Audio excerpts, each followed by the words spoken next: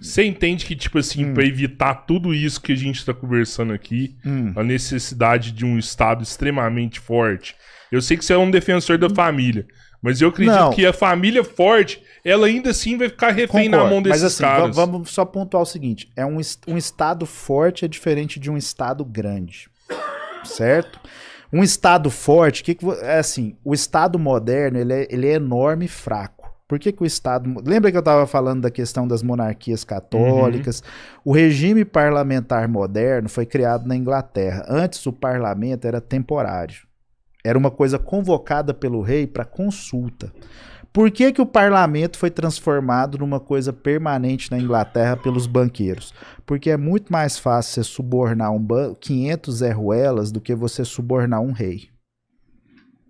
Entendeu? Embora o Estado naquela época fosse muito menor que hoje, ele era um Estado poderoso.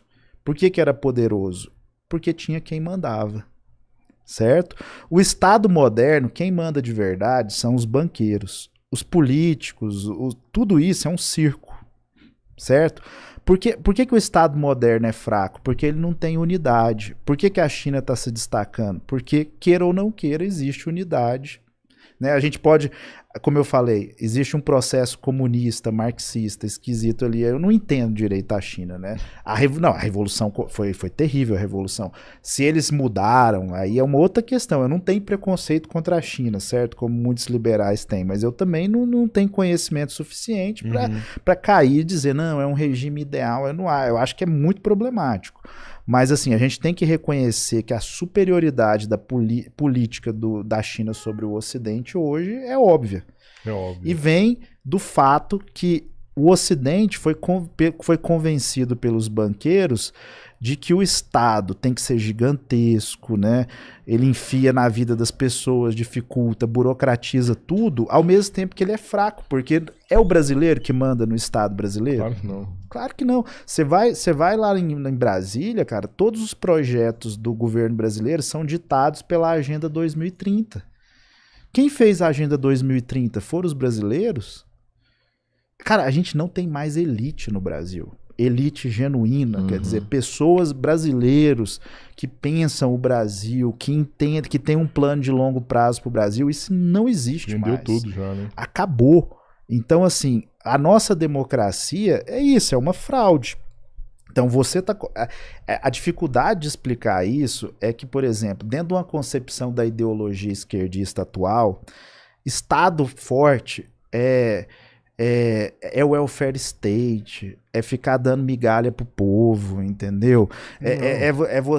Então, eles concebem dessa forma, é você manter um funcionalismo público que muitas vezes é parasitário, entendeu? A gente tem que entender isso. Estado forte é indústria forte, indústria nacional. Tudo bem, se é nesse sentido, né? de um Estado que tem que ter planos de longo prazo pro Brasil, que tem que ter uma elite que realmente tá digamos assim, olha, que controla esse Estado e é uma elite de forte brasileiros. a ponto de ser quase independente, velho. Ó, eu sou independente. Não, por exemplo, um dos grandes pontos, por exemplo, a gente tem que ter pessoas responsáveis no Banco Central. Mas a famosa independência do Banco Central é uma total dependência dos banqueiros internacionais e o Banco Central brasileiro não responder a mais ninguém no Brasil.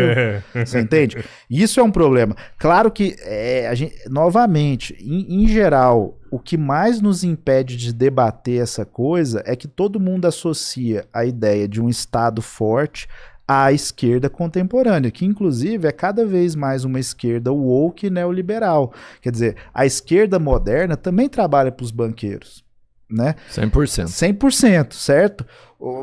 Em vez de você estar debatendo banco, justiça social genuína, você está debatendo direitos LGBTQI mais Y, 0,0% da população, coisas estranhíssimas, entendeu? Contra o conservadorismo natural da população, entendeu? O wokeismo é uma pauta financiada por liberais. Por banqueiros, vamos ser sinceros, né? É uma pauta financiada por a própria BlackRock, durante a pandemia, ela aumentou em 200% as reuniões corporativas nas empresas que ela tinha controle.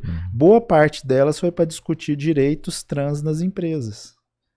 Entendeu? Então, essa esquerda, meu amigo, é o sonho de todo neoliberal.